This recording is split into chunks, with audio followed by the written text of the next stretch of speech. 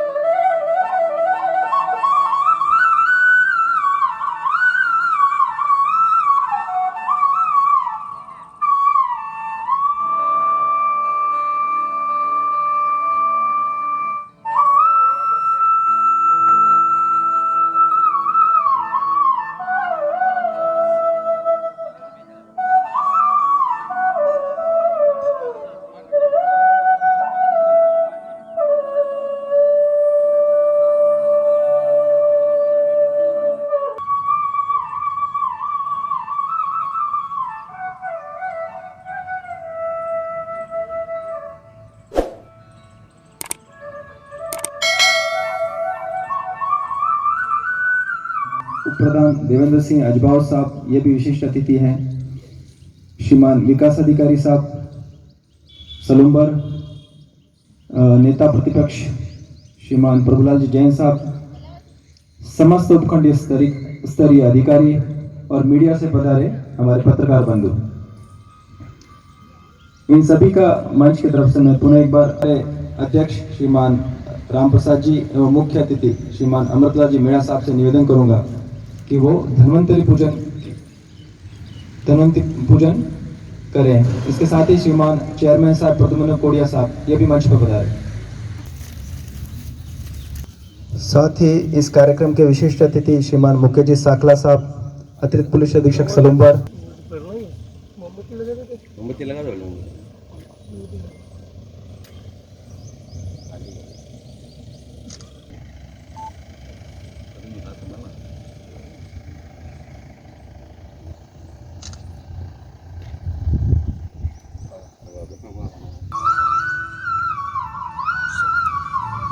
और किसी को दे दो।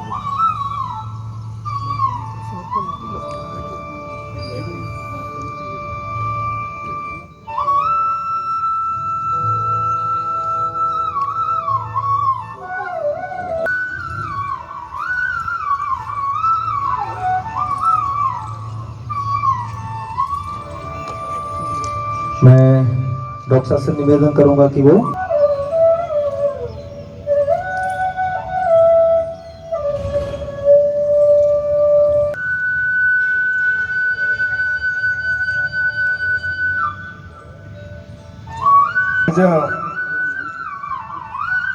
अंतर्राष्ट्रीय योग दिवस राजकीय उच्च माध्यमिक विद्यालय सलूम्बर के इस विशाल प्रांगण के मैदान पर होने जा रहा है। आज ये योग दिवस राजस्थान के आयुर्वेदिक विभाग के द्वारा अंतर्राष्ट्रीय विभाग, खंड प्रशासन और सलूम्बर के अंतर्गत होने जा रहा है। सभी हमारे आज के कार्यक्रम के अध्यक्ष जी तहसीलदार सलूम्बर साहब,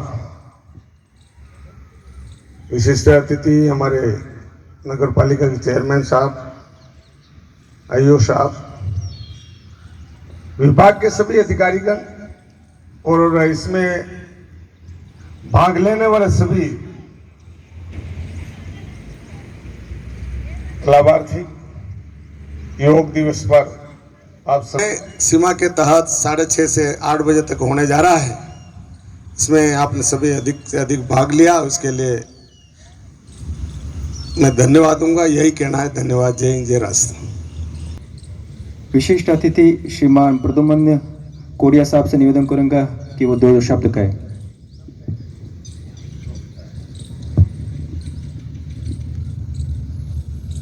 अंतर्राष्ट्रीय योग दिवस पे पधारे आज के मुख्य अतिथि आदरणीय एमएलए साहब, तहसीलदार साहब, ईओ साहब, नगर मंडल अध्यक्ष भाजपा लव जी, समस्त शिक्षक गण और समस्त सलूम्बर नगर के जनप्रतिनिधि, समस्त नागरिकगण, योग दिवस पर आप सबको हार्दिक शुभकामनाएं।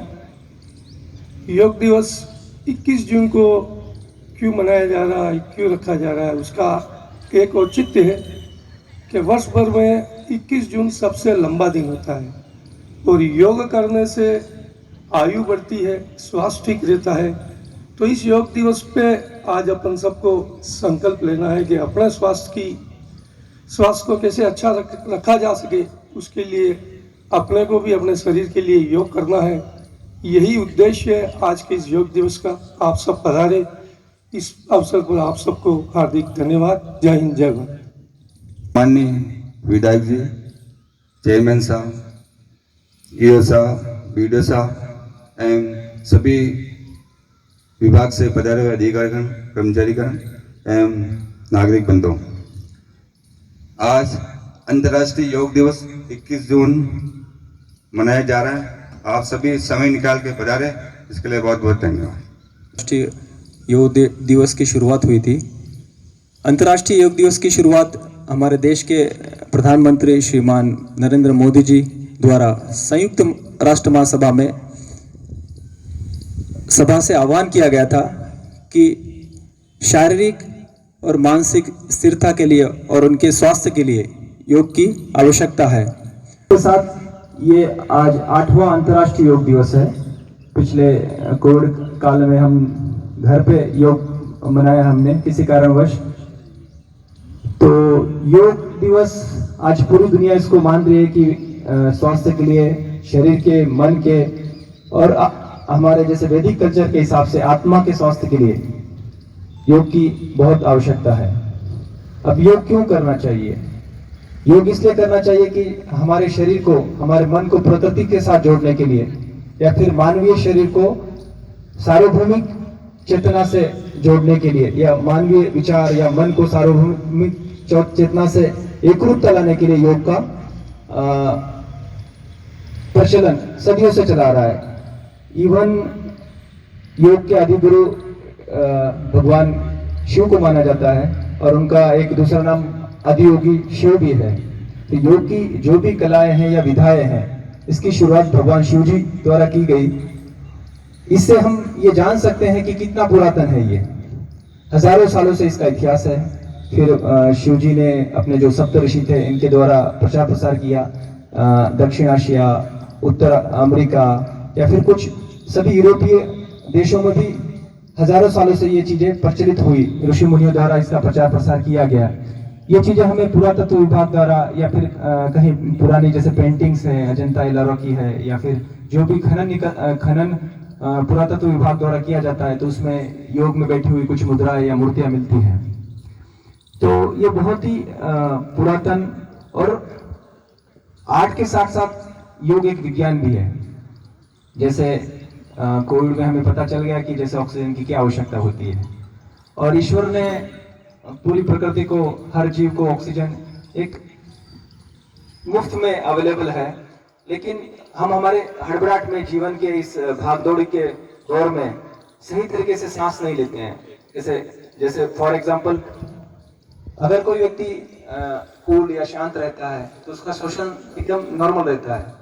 जैसे हम आज साधारण दैनंदिन जीवन में जीते हैं, तो एक बार जो सांस लेते हैं उससे 500 क्यूबिक सेंटीमीटर ऑक्सीजन हमारे फेफड़ों में जाता है। लेकिन जब हम गहरी सांस लेते हैं तो 3000 क्यूबिक सेंटीमीटर ऑक्सीजन हमारे फेफड़ों में जाता है। यानी कम से कम 6 गुना ज्यादा ऑक्सीजन अगर आप लंबी सांस लेते हो तो आपके फेफड़ों में जाता है। इसके ऊपर बहुत अध्ययन, रिसर्च, बहुत सारी चीजें हो रखी है। लगभग इसके ऊपर आप रिसर्च गेट पे जाए या गूगल सर्च करें, या जो अंतर्राष्ट्रीय इलिसवीर वगैरह जैसे अंतर्राष्ट्रीय लेवल के जो रिसर्च के संस्थान हैं, उनमें काफी काम हुआ है। इसके साथ साथ जैसे जो भी हम विचार करते हैं, आप अच्छा विचार करें, बुरा विचार करें, उसका थंबप्रिंट आपके बॉडी पे होता ही होता है। फॉर एग्जाम्पल, जैसे मान लो हमारे घर में कोई ऐसी घटना हो जाती है कि भाई बच्चे को कुछ हो गया है, तो 1 सेकंड में आपके हृदय की धड़कनें बदल जाती है। आपका जो हृदय है वो ऑटोनॉमिक नर्व सिस्टम का पार्ट है, वो ऑटोमेटिक चलता है। पर भी हमारे विचारों का बदलाव होता है, विचारों से बदलाव होता है। जैसे कोई घटना हुई, आपकी धड़कनें बढ़ गई और आपको लगता है कि कुछ हो जाएगा, ठीक है, वैसे हमें बहुत सारी चीज़ें बचपन में सिखाई जाती है कि कुछ सांप होता है, बहुत डेंजरस होता है, काट ले तो आदमी मर जाता है। लेकिन अगर भविष्य में भी कोई सांप पैर के पास से भी गुजर जाता है तो भी हमारे शरीर में ऐसे मैसेज जाता है कि कोई डेंजरस चीज़ आपके आसपास से गई है और आप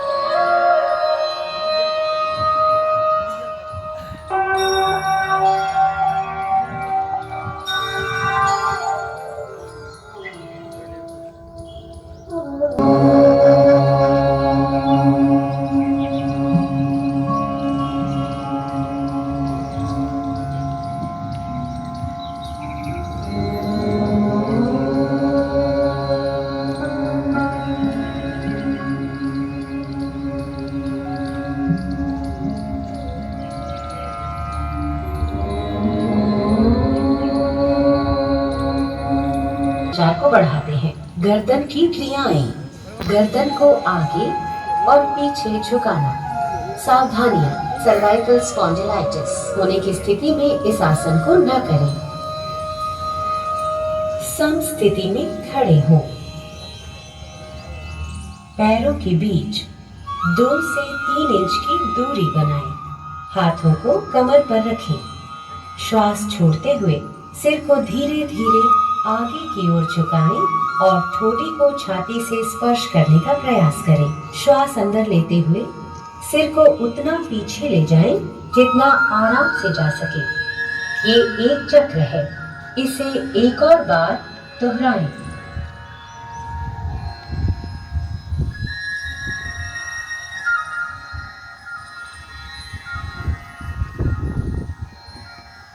गर्दन को दाईं एवं बाईं ओर झुकाना। सावधानियां, गर्दन को बहुत अधिक न खींचें।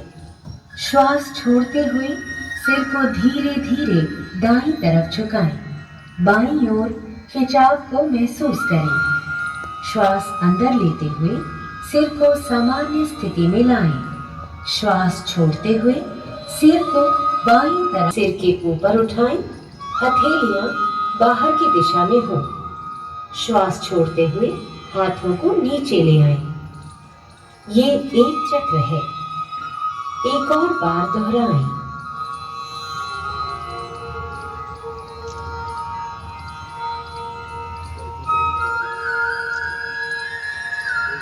स्कंद चक्र। सीधे खड़े हो जाएं। श्वास लेते हुए दोनों भुजाओं को कंधे की सीध में उठाएं और कोहनियों से मोड़ें। ये एक चक्र है, इसे एक और बार दोहराएं। इस क्रिया को विपरीत दिशा में 2 बार दोहराएं। श्वास लेते हुए हाथों को ऊपर ले जाएं और श्वास छोड़ते हुए नीचे लाएं।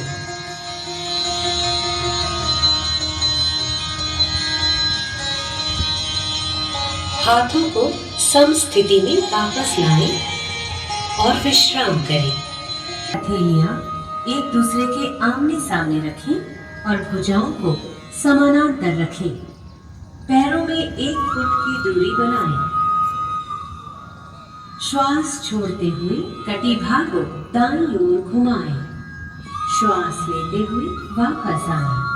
श्वास छोड़ते हुए बाईं ओर घुमाएं। श्वास भरते हुए वापस आएं। ये एक चक्र है, इसे एक और बार दोहराएं। पांव को ऊपर उठाते हुए आगे की तरफ कंधों की सीध में ले जाएं। उंगलियों को आपस में जकड़ें तथा श्वास छोड़ते हुए हथेलियों को बाहर की तरफ मोड़ें। अब श्वास भरते हुए भुजाओं को सिर के ऊपर ले जाएं। एड़ियों को जमीन से ऊपर उठाएं और पंजों पर संतुलन बनाएं। इस स्थिति में शारीरिक सजगता के साथ 3 से 10 श्वासों तक बने रहें। एड़ियों को नीचे ले आएं। उंगलियों को खोलें। श्वास छोड़ते हुए भुजाओं को नीचे लाएं और सम स्थिति में लौट आएं।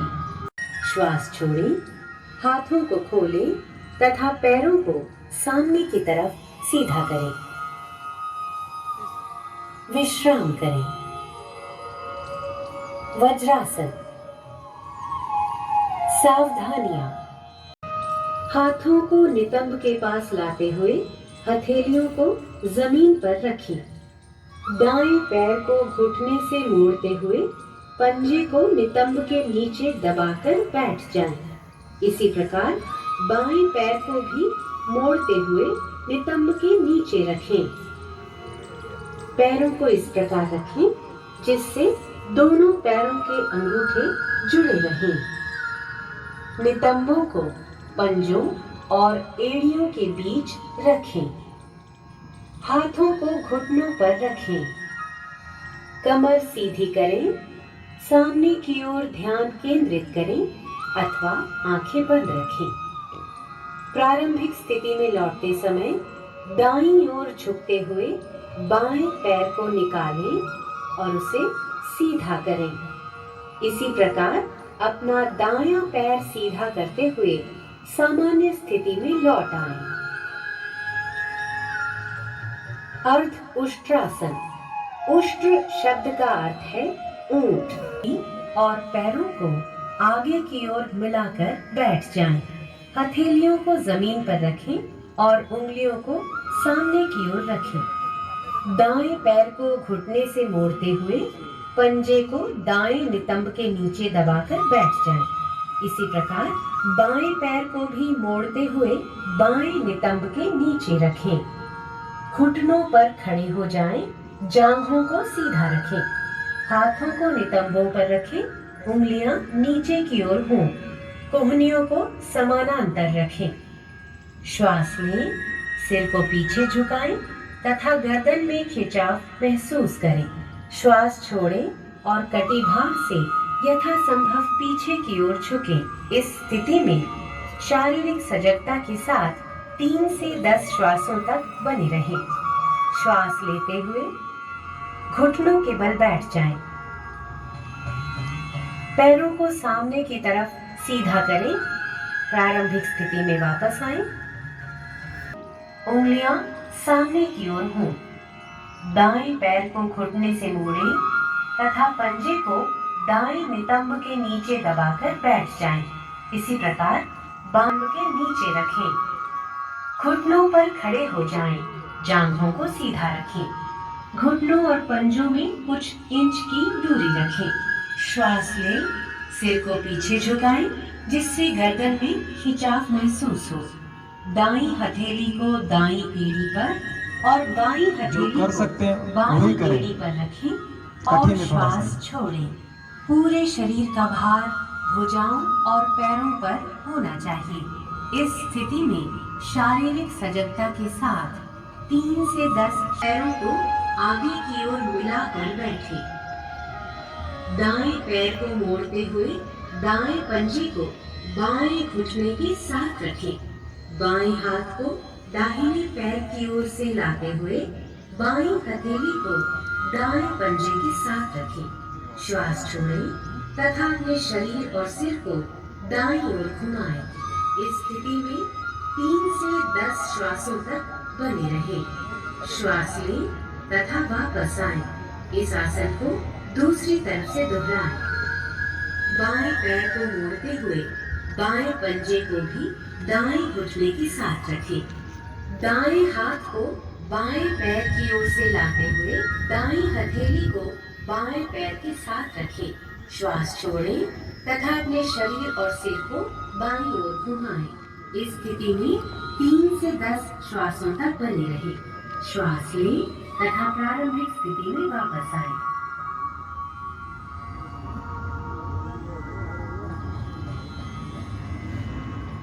विश्राम पर लेट जाएं। पैर जोड़ें तथा पंजों को बाहर की ओर रखें। ठोड़ी को हाथों पर रखें। पैरों को एक दूसरे से दूर फैलाएं। पंजों को बाहर की ओर रखें। सिर को दाईं ओर घुमाएं तथा हाथों पर रखें। अपनी आंखें बंद रखें। पूरे शरीर को विश्राम दें।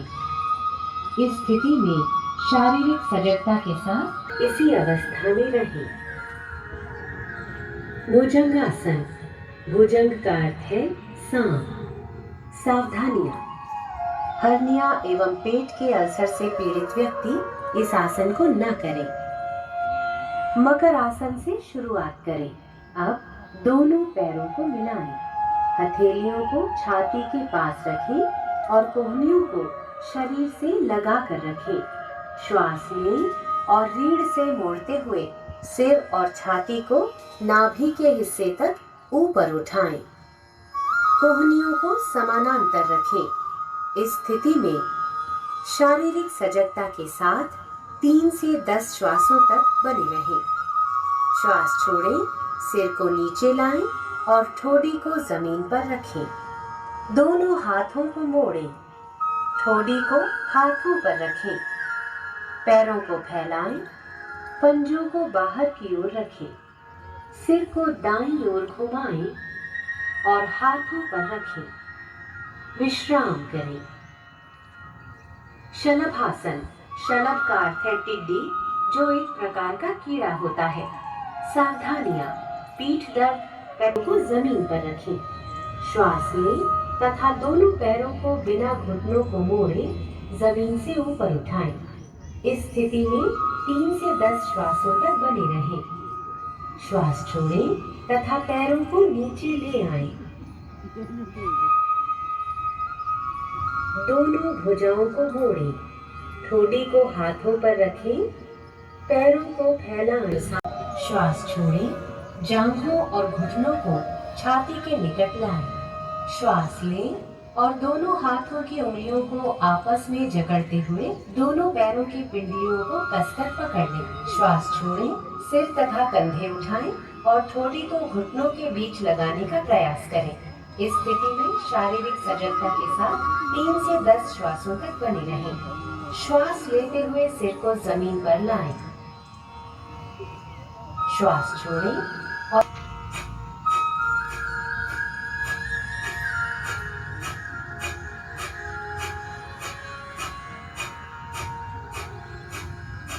लंबा श्वास छोड़ें और विश्राम करें। 20 चक्र।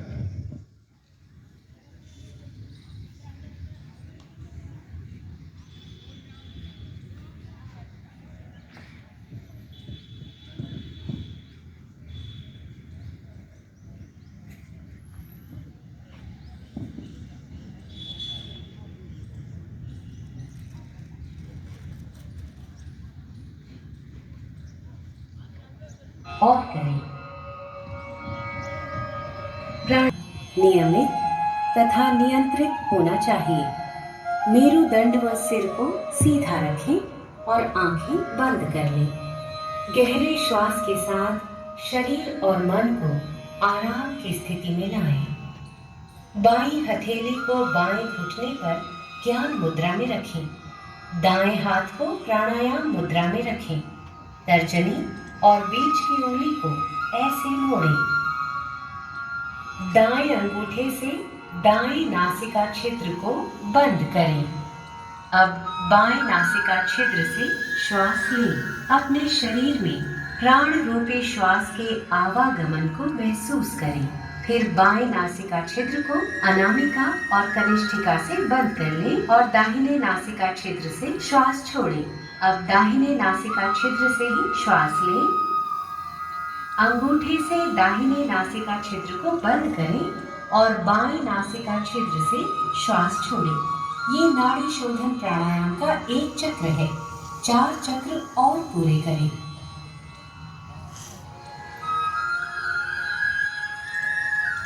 शीतली प्राणायाम।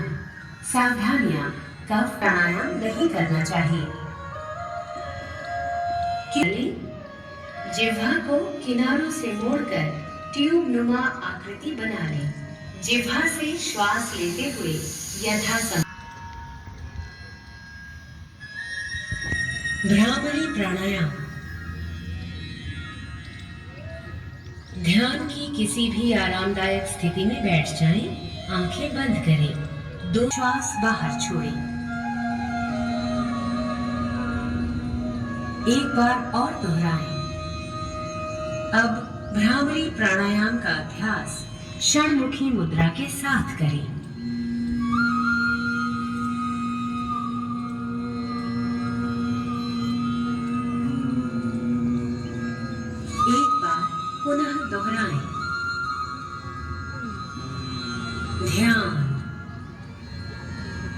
ध्यान की किसी भी आरामदायक स्थिति में बैठें। अपने हाथों को घुटनों पर ज्ञान मुद्रा में रखें। आंखें तो पूर्व विचारों को छोड़ने का प्रयास करें।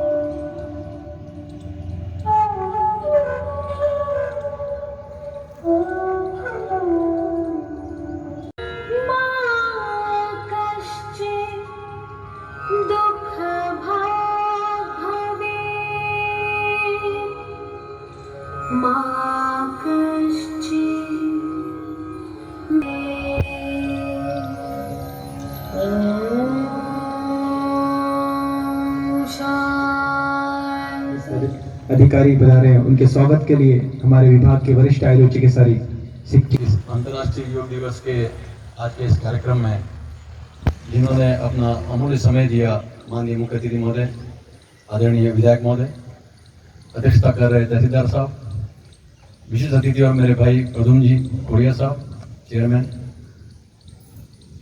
नगर पालिका सलूमबर के अधिकारी और सभी विभागों से पधारे हुए समस्त ब्लॉक स्तरीय अधिकारी, कर्मचारी और इस सलूमबर नगरी से पधारे योग प्रेमी, मीडिया से पधारे हुए मेरे बंधु और आप सभी का मैं इस कार्यक्रम में उपस्थिति देने के लिए और योग के प्रति अपनी आस्था और अपना विश्वास व्यक्त करने के लिए धन्यवाद देता हूं। इस कार्यक्रम को सफल बनाने के लिए नगर पालिका ने जो 2 दिन से मेहनत कर रही है, उनका मैं आभारी हूँ। खंड प्रशासन सलूमबर जिसने हमें समय समय मार्गदर्शन किया, पंचायती सलूमबर के अधिकारी वीडियो साहब, शिक्षा विभाग के बीओ कार्यालय के प्रभारी महोदय, इस विद्यालय के प्रधानाचार्य भाई नारायण लाल जी मेरे छोटे भाई हैं, उन्होंने और आप सब ने जिन्होंने प्रत्यक्ष और अप्रत्यक्ष रूप से इस कार्य को इस स्थिति तक पहुंचाने के लिए सहयोग किया तन मन से, उनका मैं आभार व्यक्त करता हूं और सभी योग प्रेमियों को धन्यवाद देता हूं। मेरे सहयोगी डॉक्टर जितेंद्र, डॉक्टर अख्तर और मेरी जूनियर जो मेरे विद्यालय में कार्यरत है AWC डगार में सुरभि, जिन्होंने इस प्रोग्राम को बहुत अच्छी तरह से पूर्णता की ओर लेके गई हैं और पुनः आप सभी का जिन्होंने इस कार्यक्रम में उपस्थित होकर सफल बनाया, मैं आप सभी का आभारी हूँ। आप सभी का अभिनंदन। जय हिंद, जय भारत। आज के कार्यक्रम के मुख्य अतिथि आदरणीय विधायक महोदय भुट्टल जी साहब, अध्यक्षता कर रहे हैं हमारे तहसीलदार साहब, विशिष्ट अतिथि चेयरमैन साहब, समस्त उपखंड स्तरीय अधिकारी महानुभाव और समस्त नागरिक महानुभाव। योग में ज़्यादा कोई ऐसा बोलने वाला मामला रहता नहीं है, परंतु फिर भी आप सभी लोग पधारे। विद्यालय परिवार की तरफ से आपका हार्दिक अभिनंदन और स्वागत है। और जिन कर्मचारियों ने यहाँ अपना नाम दर्ज किया है, वे अपनी ऑन ड्यूटी कुछ समय बाद, ये अरुण जी हमारे जो वही साहब हैं, यहाँ से इस टाइप जो परफॉर्मा आप लाए हैं उसमें अपना नाम और कार्यस्थल लिख कर प्राप्त कर लें। एक बार पुनः योग दिवस के शुभकामनाओं के साथ आपका हार्दिक अभिनंदन, स्वागत, जय भारत।